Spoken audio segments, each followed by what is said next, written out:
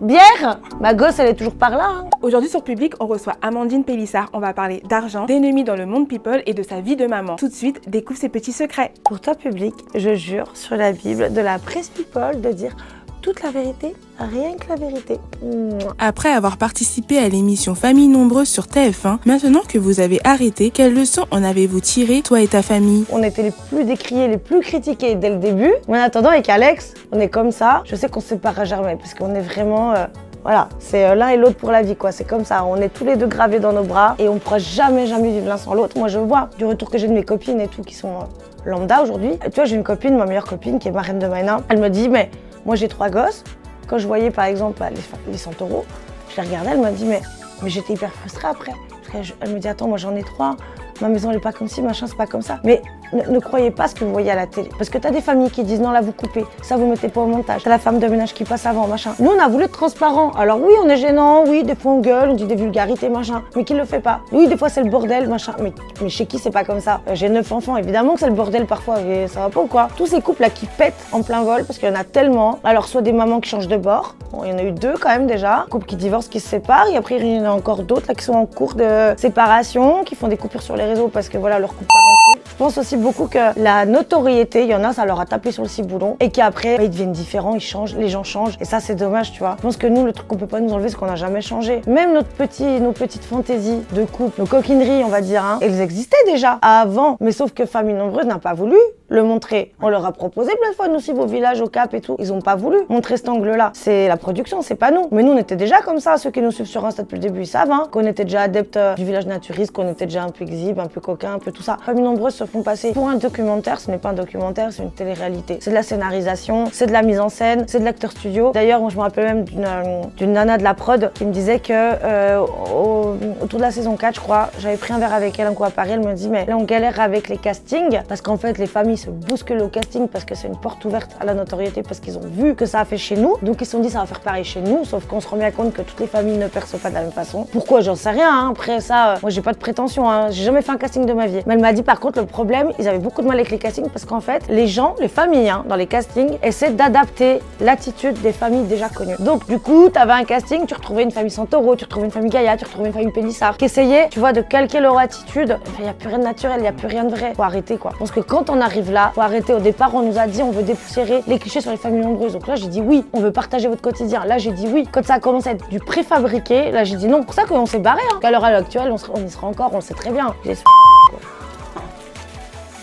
Et tout de suite, passons à sa vie de famille. Dis-nous, Amandine, as-tu envisagé d'avoir un 10e enfant avec ton mari Alexandre? On a une problématique qui est que je n'ai pas de contraception à l'heure actuelle. Donc Alex, vu qu'il est un peu tendu, tu vois, voilà, il est un peu stressé hein, dans son genre. Il me fait faire des tests de grossesse toutes les 5 minutes. Moi, ce que je voulais, c'était faire une ligature des trompes à l'accouchement, à la naissance de Maïna. Ce qui s'est passé, c'est qu'en fait, normalement, en France, tu as 4 mois de délai de réflexion légale obligatoire quand tu veux faire une stérilisation définitive, telle la ligature des trompes. Sauf que Maïna, elle est née à 5 mois et demi. Et ce dossier, tu peux le monter au 4e mois, chose que j'ai faite. Mais bon, du coup, j'ai pas accouché à 9 mois ni à 8, j'ai accouché à 5. Et donc, je n'ai pas pu avoir accès à cette ligature des trompes et surtout, c'était même pas dans mes préoccupations étant donné l'urgence de la situation quand Maïna est venue au monde. Mon bébé faisait 800 grammes, enfin elle était entre la vie et la mort, je n'avais rien à foutre là, de mes trompes, de ma schneck, de mon utérus, rien à foutre. Hein. Donc toujours le même problème, c'est que je suis fumeuse, j'ai des problèmes de coagulation. Donc j'ai 37 ans, on veut plus me prescrire de pilules. Ni on me déconseille aussi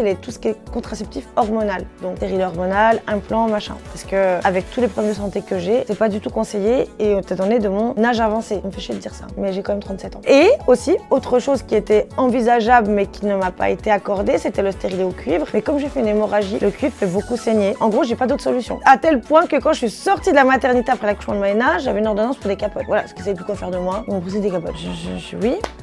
Oui. Non, mais c'est vrai que j'ai jamais utilisé ça de ma vie. Enfin, voilà, je suis mariée, ça fait 14 ans qu'on est ensemble. C'est sûr que je veux dire, mais des capotes. Et là, du coup, effectivement, on est un petit peu, en gros, j'ai pas l'impression non plus qu'on joue avec ça parce que Maïna, on a mis 4 ans, encore une fois, à la concevoir. Je vois très bien que j'ai plus la même fertilité qu'avant. Depuis les vaccins, du Covid en tout cas, je n'ai plus la même fertilité. Ça, c'est un fait. Là, effectivement, il faut qu'on se pose des vraies questions. On n'a pas envie d'avoir un 10e enfant. Alex non plus. Donc, il faut qu'on trouve une solution plus pérenne, plus définitive. Donc, je pense que quand même, je vais devoir aller faire cette ligature des trompes. Mais il faut que je le fasse parce que je ne peux pas me permettre d'avoir un 10e enfant. Et je ne peux pas non plus accepter d'avoir recours à une IVG par par négligence. Et pourquoi Alexandre ne ferait-il pas une vasectomie? Mais je pense tout simplement parce que lui, ça lui pose problème. Peut-être, je sais pas, il y a des hommes, on a l'impression que ça touche à leur virilité ou je sais pas. Mais en fait, dans le sens où moi, l'hystérectomie ne me pose pas de problème et où lui, la vasectomie lui pose problème, je veux dire, on est raccord. C'est pas comme si moi, ça me coûtait vraiment beaucoup d'aller faire ça et que lui, par contre, ça lui coûtait aussi. Enfin, on n'est pas dans un conflit d'intérêt quelconque. En fait, on s'en fout. Moi, je suis ok pour la faire l'hystérectomie. Lui, il est pas ok pour faire la vasectomie. Donc, tu te doutes bien que faire une intervention entre guillemets de confort qui n'est pas nécessaire, c'est très compliqué. Et voilà, il a peur d'échelle tout bib et tout. Enfin, je pense que c'est plutôt la peur de tout l'aspect médical. Et il y a peut-être aussi un côté viril, toi, qui en prend un coup. En gros, après, tu tires à blanc, quoi. Voilà. Donc, mais moi, ça me dérange absolument pas voilà, d'aller verrouiller tout ça, hein, sans déconner, hein, vraiment. Quelle réaction a été la plus touchante dans ta famille au moment où tu as annoncé que Maïna, ta petite dernière, était une grande prématurée? C'était plutôt une ambiance qui englobait un peu tout le monde, de grande inquiétude. Que je suis partie en urgence, j'ai perdu les os un matin en me levant, que moi je savais ce qui m'attendait. Alex, il comprenait pas parce qu'il sait pas. On a beau avoir eu beaucoup d'enfants, je n'ai jamais perdu les os spontanément. Aucun de mes enfants. Chaque fois, on m'a percé la poche des os en salle de naissance. Donc Alex savait pas. Matin, je me lève, je lui dis écoute, là, je pense que je perds du liquide amniotique, faut que j'aille aux urgences. Mais lui, il pensait que j'allais rentrer le soir. Je dis non, mais là, par contre, je t'explique. Là, ce qui va se passer, c'est que je vais t'hospitaliser et je ne ressortirai pas avant que Maïna soit née. Donc ils vont me faire tenir,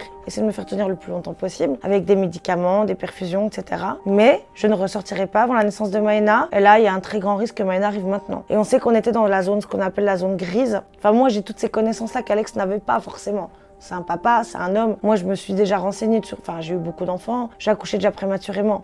Beaucoup moins tôt. Mais bon, voilà, du coup... Et je lui dis, la zone grise, c'est une zone qu'ils appellent de transition. Où on ne sait pas si le bébé survivra ou pas.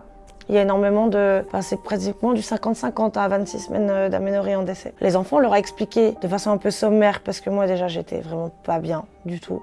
Puis j'avais des contractions, j'étais vraiment pas bien. Les enfants, ils n'ont pas trop verbalisé à ce moment-là, mais ils étaient très inquiets. Très inquiets. Et la première fois que les filles sont venues à l'hôpital, qu'elles me voyaient sur ma chaise roulante, parce que j'avais pas le droit de marcher, elles étaient dans un état, les pauvres. Elles étaient en larmes.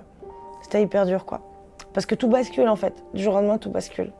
J'ai été hospitalisée le 3 août, Maïna elle est née le 6. Même moi, quand on m'a dit que j'étais en train d'accoucher, mon cerveau il avait complètement occulté les symptômes du travail. J'étais en travail toute la journée et mes monitoring n'étaient pas bons, mais j'occultais complètement tout, alors que c'est très douloureux un accouchement. Hein. Voilà, hein, j'en ai eu, j'ai eu des péridurales, j'ai accouché 3 fois sans, je peux te dire que voilà. Je me disais non, ça peut pas arriver. Donc mon cerveau il a vraiment flouté les douleurs, les symptômes et tout. Et quand j'arrive au soir, qu'ils me disent on va faire quand même une écho en salle de naissance parce que le monde n'était pas bon. Qu'on me dit vous êtes à 9 cm, là je vois une oreille dans votre vagin en fait. La petite elle est en train de naître. Je dis mais non quoi, non.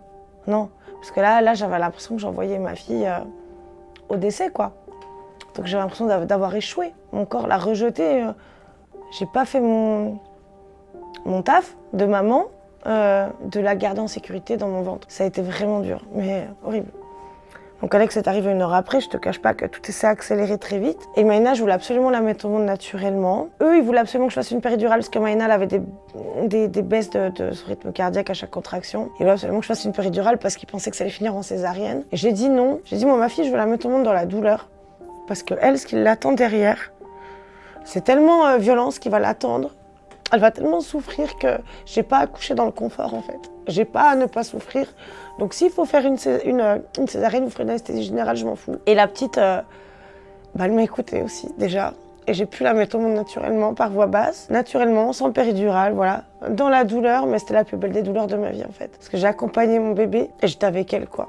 J'étais là, j'étais avec elle et j'avais pas à être dans le confort en fait. Parce que ce qu'elle a vécu après, petite mère de 800 grammes qui est tombée à 700 grammes ensuite. Qu'on lui pose des voies centrales, des trucs, des pertes, des piqûres dans la tête, enfin c'est une horreur. As-tu toujours prévu de quitter la France ou est-ce que l'arrivée de Gabriel Attal en tant que Premier ministre vous a fait changer d'avis, toi et ta famille? Attal et toute sa clique et toute sa mafia, là franchement, sincèrement, Voilà, je peux pas cautionner, de toute façon, il y a trop de choses qui ne vont pas dans ce pays. Moi, j'estime. Alors attention, parce qu'il y a 2 discours. Hein. Moi, je suis pas à dire, parce qu'il y en a beaucoup qui disent oui, elle va partir à Dubaï comme les autres. Non, jamais de la vie. Moi, Dubaï, ça me révulse. J'ai pas du tout envie de foutre un orteil là-bas. Par contre, je pense que la France, effectivement, n'a plus rien apporté à mes enfants. Et oui, il y a un pays que j'affectionne beaucoup, qui n'est peut-être pas forcément mieux sur certains plans, mais qui l'est sur d'autres. C'est un pays que je connais bien, surtout une région que je connais bien, c'est l'Espagne, particulièrement la région de Barcelone. Oui, on va partir à Barcelone, donc on s'est donné. Chaque fois, tu sais, moi, je me donne un objectif. Je dis, dans tant de temps, il faut qu'on soit là. Dans tant de temps, faut qu'on ait fait ça. Et à chaque fois, j'atteins mes objectifs parce que quand je suis déter, je le suis. On l'a fait, hein. On est parti de Besançon dans le sud, sans argent, sans travail, on y est arrivé, tu vois, avec l'objectif que je m'étais fixé. Idem quand on est reparti de Alès ici à Montpellier. Voilà, je veux la meilleure vie possible qui soit pour mes enfants, pour nous aussi. Et en plus, c'est une richesse supplémentaire de, tu vois, de parler deux langues. Enfin, moi, je sais que je parle espagnol quasiment couramment. Enfin, c'est hyper satisfaisant et c'est hyper enrichissant. Effectivement, on va quitter la France. Mais dis-nous, Amandine, tu as récemment rencontré quelques soucis pour inscrire tes enfants à l'école. Donc, c'est vrai qu'on a eu beaucoup de galères avec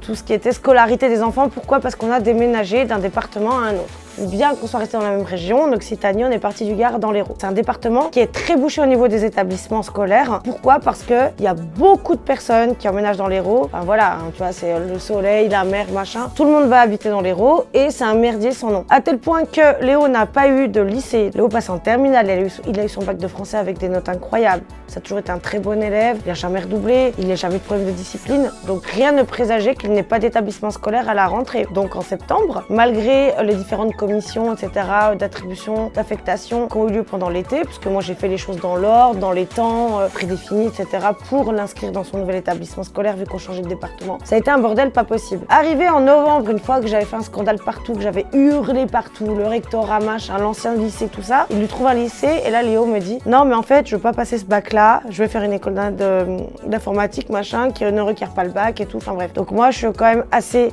dans l'optique de laisser mes enfants s'épanouir dans leur scolarité pour s'épanouir après dans leur vie professionnelle. Je ne veux pas forcer Léo à faire une terminale s'il n'a pas envie de la faire, s'il pense que c'est pas sa voie. Ça, c'est une chose. Ensuite, les enfants les plus petits, on est dans une agglomération, dans un village, initialement qui est un village, qui en 3 ans n'est pas devenu un village, mais devenu une ville. En fait, en 3 ans, la population a triplé quasiment. Parce que tout le monde construit, tout le monde emménage, ça devient saturé. Les écoles de mes gosses, c'est pas des écoles, c'est des villes. Tu vois, mais c'est carrément, les classes de primaire ont des lettres comme au lycée, comme au collège. Je n'ai jamais vu ça de ma vie. Jamais. Et donc, mes enfants sont tributaires, en fait, du ramassage scolaire le matin pour aller en école primaire. Ce qu'a mis en place le village, parce que sinon, il y a des bouchons toute la journée, enfin, toute la matinée dans le bled. Parce que c'est un bled au départ où il y a 1000 habitants. Hein. Les gosses, normalement, ils doivent avoir une carte de bus. Moi, j'ai fait les demandes, ça pareil, en temps et en heure.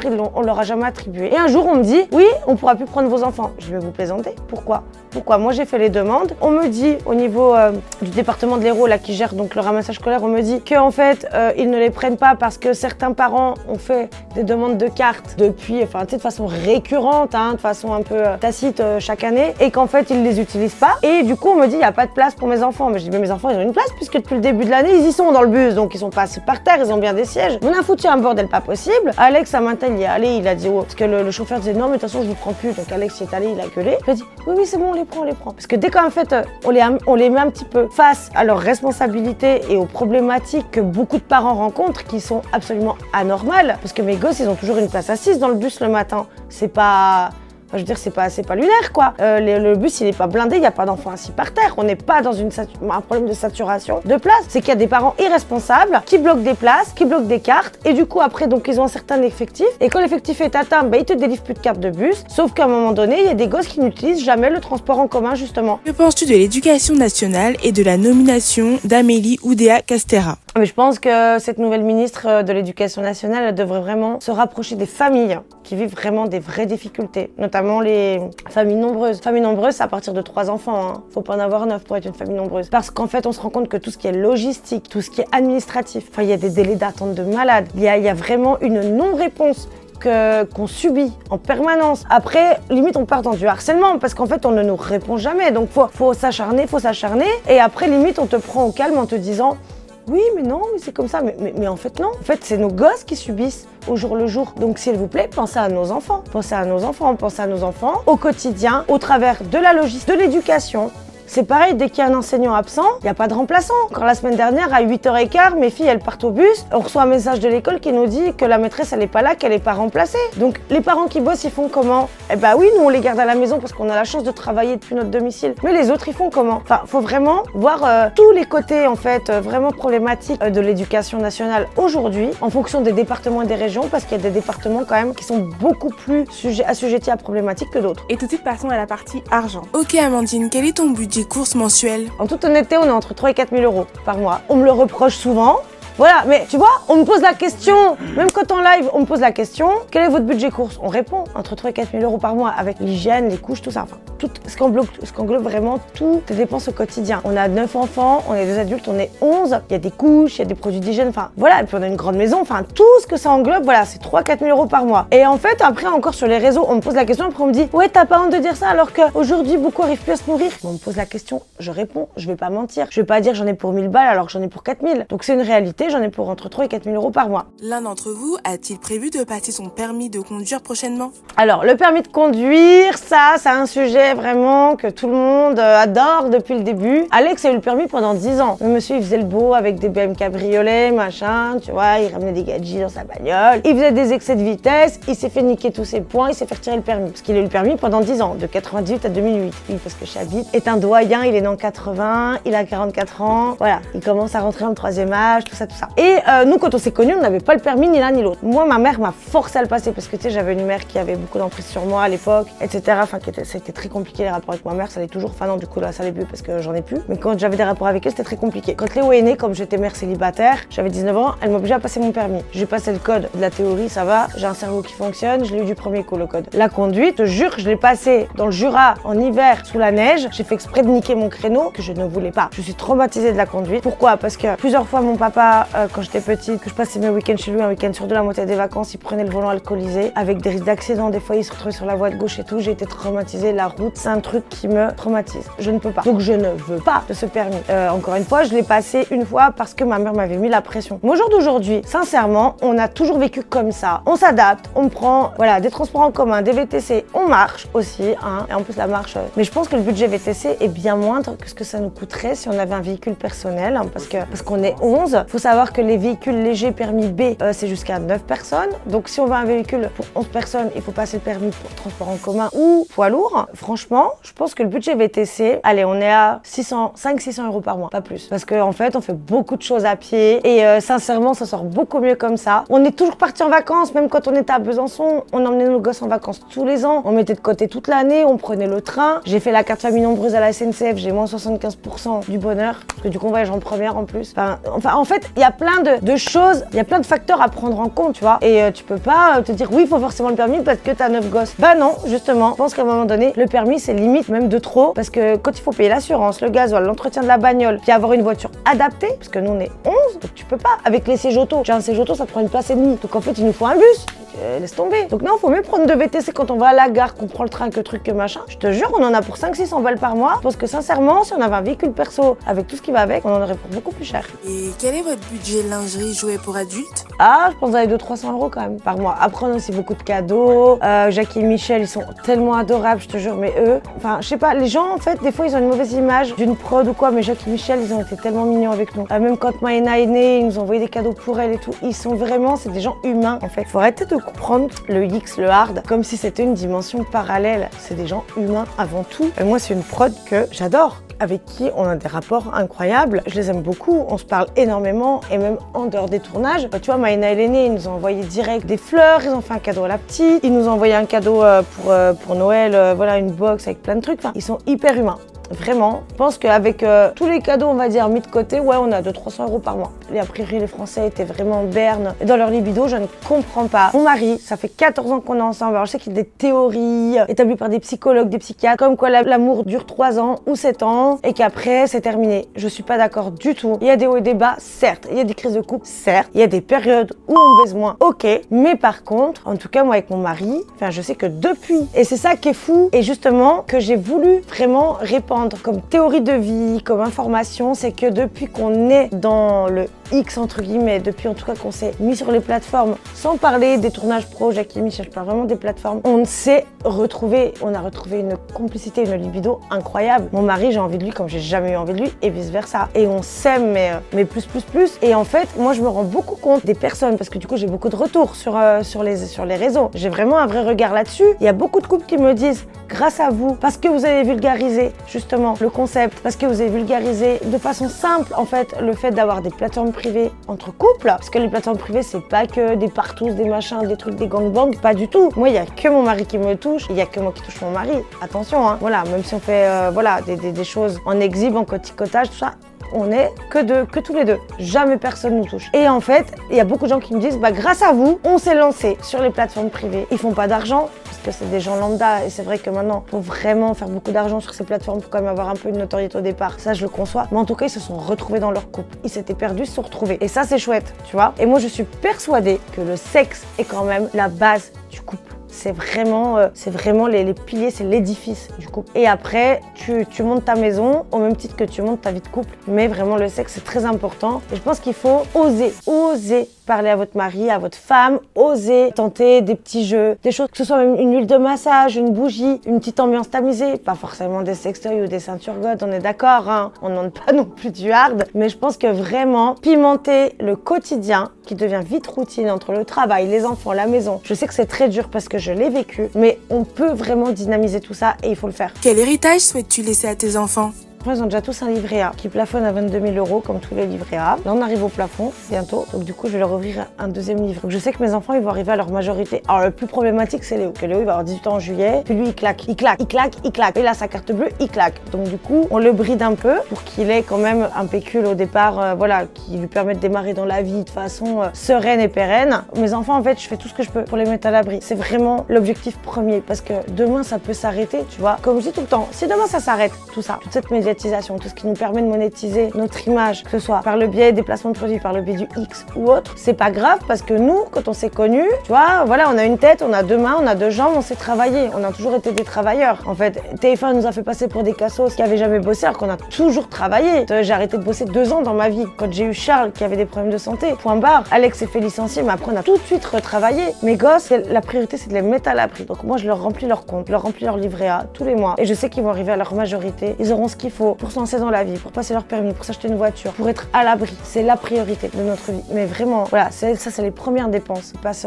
dans le mois. Quand on est Amandine Pélissard, combien coûte une story? Et tu sais que je ne suis vraiment pas chère. Justement, les marques sont très contentes. J'ai un super engagement. J'ai une communauté qui est solide comme le roc depuis des années. Parce qu'en fait, justement, nous, on a encore eu plus de difficultés parce qu'on a été très critiqués, très décriés. Et en fait, les gens ont dû apprendre à nous connaître pour nous aimer au travers de nos réseaux parce que la télé a véhiculé une mauvaise image et une image trompeuse et absolument pas réaliste du tout. A contrario de certaines familles qu'on voit qu'aujourd'hui qu'on pétait en plein vol, comme je te dis, qui ne sont absolument pas parfaites comme elles ont voulu le faire croire. Aujourd'hui, moi, je me facture, alors, je vais te dire honnêtement, je fais entre guillemets entre 120 000 et 150 000 vues story par 24 heures. Tout le temps.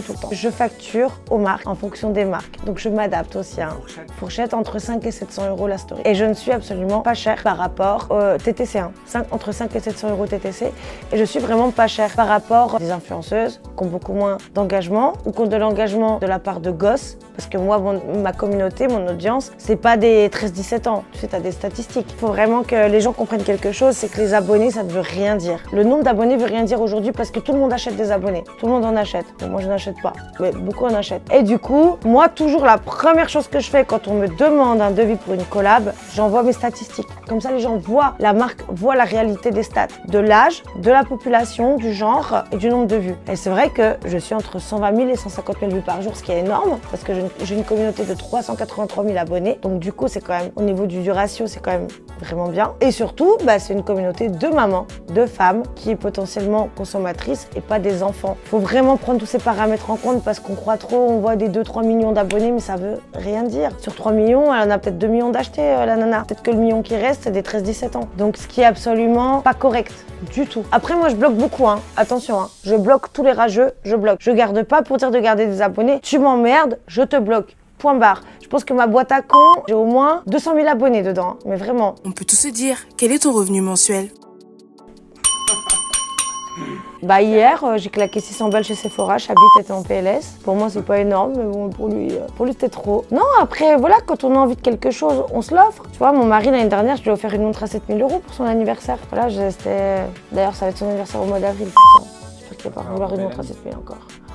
L'enfer, arrête. Et tes enfants ont-ils de l'argent de poche? L'argent de poche existe dans le sens où les enfants sont en âge de le gérer. Donc par exemple, Léo a une carte bancaire, il a beaucoup d'argent sur son compte comme ses frères et sœurs. En plus, Léo, du coup, on le remplit plus vite son compte parce qu'il est plus près de la majorité que les autres. On lui autorise de dépenser tant. Donc on met des plafonds de paiement et de retrait. Pour les petits, non. Les petits, ils nous demandent, Hier, Léna, elle était à Sephora, elle m'a demandé si, ça, je lui ai acheté. Je sais que la petite Alina, qui est un peu rebella, là, un peu garçon manqué, elle veut un maillot de foot. Là, tout à l'heure, je vais aller lui acheter son maillot de foot au Paris Saint-Germain. Il n'y a pas d'argent de poche comme ça, mais en fait, on accepte les demandes de nos enfants dans la mesure où c'est raisonnable, logique et que ça concorde aussi avec leur comportement. Parce qu'il faut mériter, c'est donnant-donnant. Si tu me fais que de la tu me réponds, tu ranges pas ta chambre, t'as walou. Stop. Ok, passons à la partie plus sexy. As-tu déjà été tentée par une femme? Alors moi, je n'ai jamais été tentée sexuellement par une femme. Par contre, ça m'est déjà arrivé d'embrasser des femmes sur la bouche. Hein. J'ai même publié sur les réseaux, notamment au Nouvel An. Enfin, non, moi je suis pas attirée par les femmes. Mais par contre, oui, j'ai pas de bride, on va dire. Voilà, je peux embrasser une femme comme mon mari. Par contre, je pourrais pas embrasser un autre homme que mon mari. Tu vois, l'amalgame, vraiment, faut pas le faire parce que c'est vrai qu'au niveau des femmes, je pense qu'aussi mon mari a une tolérance. S'il me voit embrasser une femme, ça va pas le saouler. S'il me voit embrasser un homme, il me défonce, laisse tomber. Et lui, par contre, attiré par un homme, pas du tout. Mais alors, vraiment, pas du tout. Ah non, non. Il est attiré que par ma schneck. Ah voilà, il n'y a que ma schneck qui l'attire. Et tout de suite, passons à l'actu people. Quelle est la personne que tu apprécies le moins dans le showbiz? Dans le PAF, Géraldine Maillet. Dans la communauté, dans la sphère Instagram et réseaux sociaux, Nathalie Mikoyanski, ouais, voilà. Voilà. Pour des raisons qu'on connaît bien. Ah, GG, ma ah, celle-là, qu'est-ce que je l'aime pas. Elle a été très dure dans son jugement, très méchante, très violente. Alors que je l'ai vue s'exprimer sur, par exemple, le sujet de Frenchy Store, là, l'émission qui était très voilà, c'était la débandade complète, où elle était du coup avec une ouverture d'esprit, enfin qui ne lui appartenait pas. J'ai pas compris pourquoi cette animosité envers nous, pourquoi nous on s'en prend plein la gueule, pourquoi par exemple Clara Morgan, elle, on lui en met pas plein la gueule, enfin tout le monde est là à la respecter. Nous, on nous respecte pas. On a un couple depuis 14 ans, on a 9 enfants, nos enfants ils sont les plus heureux du monde. Et en fait il y a eu vraiment une violence et un espèce de trend en fait autour de nous et de la violence apparentée à tout ça. Donc instrumentalisée notamment par Madame Maillet. Et d'autres aussi, hein, pas qu'elle, hein, Raymond, enfin tous, ils ont été... pas tous, mais voilà, tous ceux qui sont de ce bord-là, ils ont été très violents, très durs. Je pense que c'était pour aussi alimenter une actualité flambante, un peu, voilà, qui flambait à l'époque, à ce moment-là, et il fallait l'alimenter. Mais ça a été violent, vraiment. Et injuste, surtout. On t'a déjà proposé un poste de chroniqueuse sur TPMP? Oui, c'est déjà arrivé qu'on parle d'avoir une chronique sur TPMP. Cyril m'en avait parlé, le rédac chef à l'époque aussi. C'était un peu dans les tuyaux. Mais du coup, bon, après, la vie a fait que, voilà, je suis pas partie dans ce sens-là, et puis voilà. Mais oui, ça arrivait, pourquoi pas, hein, en vrai, hein, je suis pas complètement fermée. Tout dépend dans quelle dimension et à quel prix aussi. Je parle au niveau vraiment de l'éthique personnelle, hein, parce que moi, j'ai beaucoup de mal à me taire, en fait. Voilà, donc je pense que je peux être pertinente sur certaines choses, moins sur d'autres, comme tout le monde. Et oui, ça a déjà été évoqué. Et as-tu des ennemis dans Famille Nombreuse? Tous. Avec tous les candidats de Famille Nombreuse, on a eu du mal à s'entendre. Nous, déjà, dès le départ, alors, quand ça a commencé Famille Nombreuse, il y a eu cette émulsion, cette effervescence, où tout le monde allait chez tout le monde, machin, un truc bidule. Mais voilà, nous, on n'était pas dans ce bail-là. Ils nous ont dit, ah, bah, viens chez nous, et machin, et nous, viens. Non, non, non, laissez-nous tranquille. On a reçu une fois les Santoro chez nous, en première saison. Après, j'ai discuté un petit peu avec la famille, comment ça s'appelle? Ambre, je discute un petit peu avec elle. Mais vraiment, c'est vraiment quelque chose de temps en temps. C'est aléatoire. On s'envoie un petit message de temps en temps, on se côtoie pas. Par contre, c'est quelqu'un. En fait, le peu de personnes avec qui je parle, je pense que c'est vraiment des personnes qui m'inspirent et donc qui sont saines. Parce que tous ceux que je sens pas, qui sont là en mode déclic, début, machin, truc, loin de moi. Parce qu'il y en a trop qui ont voulu nous approcher parce que, voilà, on était la famille pionnière du truc, qu'on faisait le plus de vues, le plus de scandales, enfin, qui voyaient leur intérêt et moi ça je peux pas. Et quand je vois comment ils instrumentalisent leurs enfants en mode acteur studio, tout ça, je peux pas. Par contre, il y a aussi la fille Kaya. Alors pas les parents, hein. La fille, Olivia, j'ai toujours bien parlé avec elle, je me suis toujours bien entendue avec elle. Pareil, on s'est jamais rencontrés, mais on s'est toujours bien parlé. Mais voilà, c'est très restreint. Et puis, je te parle même pas des nouvelles familles qui sont arrivées parce que plus personne les connaît, les gens ils suivent plus. Et tu les vois, ils sont là, ils veulent absolument forcer. Ils forcent sur les réseaux pour percer, mais ils sont là avec leurs 3000, 5000, 10 000 abonnés, ils arriveront pas. Parce qu'en fait, il y a eu un déclin. Il y a eu un déclin, faut le reconnaître. Les gens ils se sont perdus et ils se sont attachés aux premières familles du programme. Comme Loana, tu as été une vedette de télé. Quel regard portes-tu sur sa carrière? Je peux absolument pas me prononcer sur la carrière de Loana parce que nous, on a des parcours complètement inversés. C'est-à-dire que moi, j'ai connu les difficultés de drogue, d'HP, de prison, de tout ça. Enfin voilà, j'étais avec un homme qui allait en prison toutes les 5 minutes. Mon fils, il avait 1 an, il s'est fait soulever par des flics à 6 h du matin pour une perquisition. Enfin, moi j'ai connu tout ça avant la télé. Elle, c'est arrivé après. Et je pense que malheureusement à l'époque où elle a commencé, Loana, était vraiment dans une ère où en fait, personne ne maîtrisait ce qui allait se passer après. Et je pense que Loana, elle a fait les frais justement de cette nouveauté. Elle n'a pas été encouragée, accompagnée, encadrée, comme n'importe qui l'est aujourd'hui. Vraiment, je lui jette absolument pas la pierre. Je pense que c'est une personne juste... Je pense que c'est une belle personne, c'est une fille gentille, qui a une fragilité comme beaucoup dans ce pays. Hein, je pense qu'il faut arrêter un peu de cracher sur les autres. Et surtout, elle n'a pas eu affaire aux bonnes personnes au bon moment. Elle a été juste mal entourée. Pourrais-tu participer à un nouveau programme sur TF1? Non, chez TF1, j'ai plus aucun programme qui m'attire. Pourquoi? Parce que l'expérience que j'ai eue du coup avec TF1 Production, parce que c'est TF1 Production qui nous a produit pendant toutes ces années, a été tellement abjecte et on a vu vraiment l'envers du décor, quoi. On a vu vraiment leur vraie face et je pourrais plus leur faire confiance. Une autre chaîne, oui.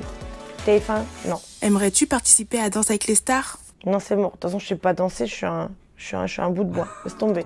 Je suis archi pas souple, je peux pas. C'est mort. Je m'appelle Amandine, j'ai 37 ans. Je suis maman de 9